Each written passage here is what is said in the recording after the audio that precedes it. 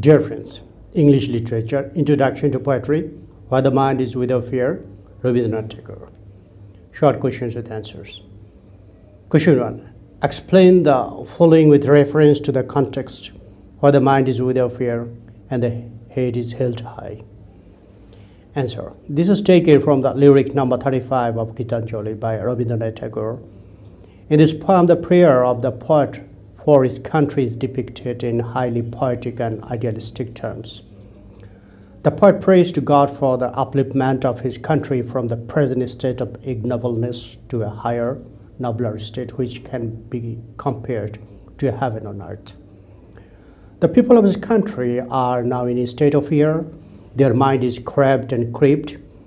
They are not allowed to express their opinions and feelings for fear of punishment.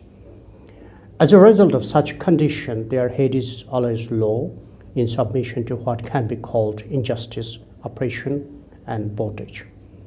The poet wants that such conditions of the people of his ideal country should be changed. They should be given absolute freedom to speak out what they think reasonable and true. If they are allowed to do so, their mind will be free from any fear of punishment or oppression, and as a result of such freedom, their head will be held high. Question 2. Explain the significance of the expression where words come out from the depth of truth. Answer. This line occurs in lyric number 35 of Gitanjali by Rabindranath Tagore. The poet prays for the uplift of his country into an ideal country which can be regarded as a heaven on earth. In his prayer to God, he has wanted many things so that his country may become an ideal country in the world.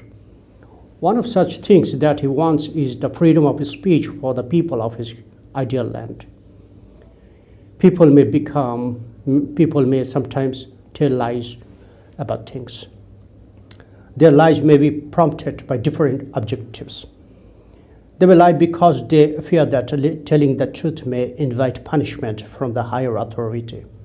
They may lie from the motive of achieving something personal, which may fear they cannot do by telling the truth.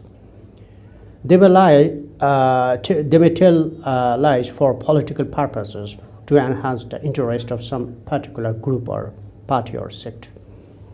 But lies, for whatever reasons they may lie, or whatever reasons they may be, are great sins and ultimately bring chaos and disaster upon the society. But the poet wants that the people of his ideal country will speak from the depth of truth or their conviction of truth.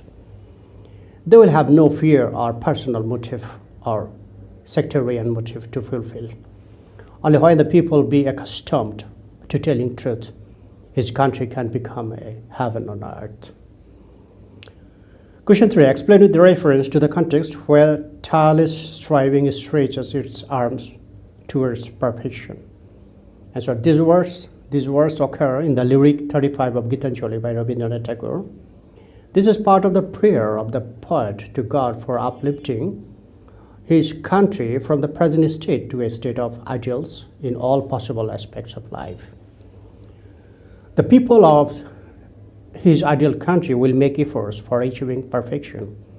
Their efforts should not be in the nature of temporary efforts or striving. That is, they should not continue for some time and then cease. Such spasmodic efforts do not produce good results. Rather, they may produce temporary good effects, but they may be lost very soon, and efforts or striving have to be renewed in order to bring them back. Such efforts may hinder progress instead of taking the country forward to a better state. On the other hand, if strives are made continuously and tirelessly, they are effective and their good results become permanent and contribute towards the development and progress of the country. So the poet prays to God for his countrymen to become tirelessly striving towards perfection of themselves and of their country, so that they may turn their country into a heaven.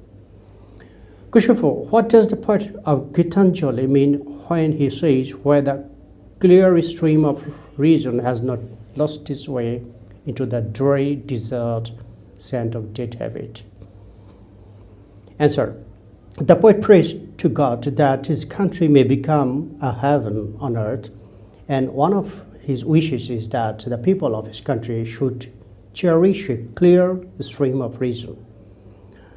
And this stream of reason should not lose its way into the dreary desert sand and of dead habit. Here the poet has used a metaphor in order to make his expression more clear and powerful. He has conceived of reason as a clear stream that flows nimbly forward.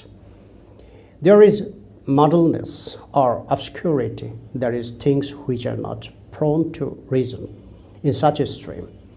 Reason is the power given by God to man to enable him to find out truth and to separate the truth from falsehood. But such divine gift is muddled up usually by the unreasonable customs and traditions of the society. Then a reason is lost. It cannot do its usual function. Such a state of the reason being muddled up has been expressed with another part of the metaphor.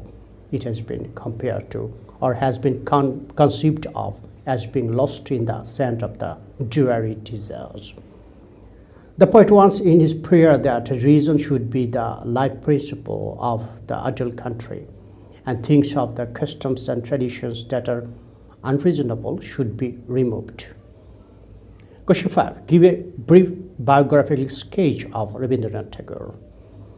Answer. About 135 years ago, Rabindranath Tagore was born on 25th Boishakh in 1286 of Bangla year, 7th May 1861 AD, at Thakurbari of Jorashakhu in Kolkata.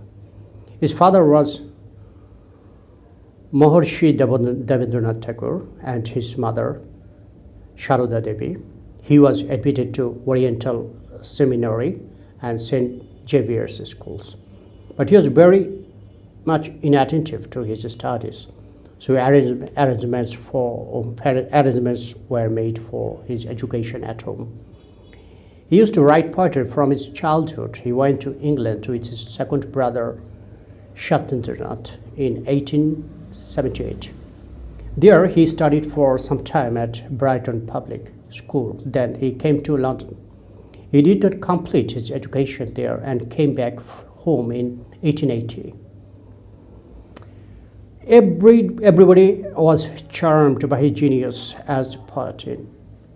In 1901, Rabindranath Tagore came to Bolpur and established there a residential school named Brahma Acharya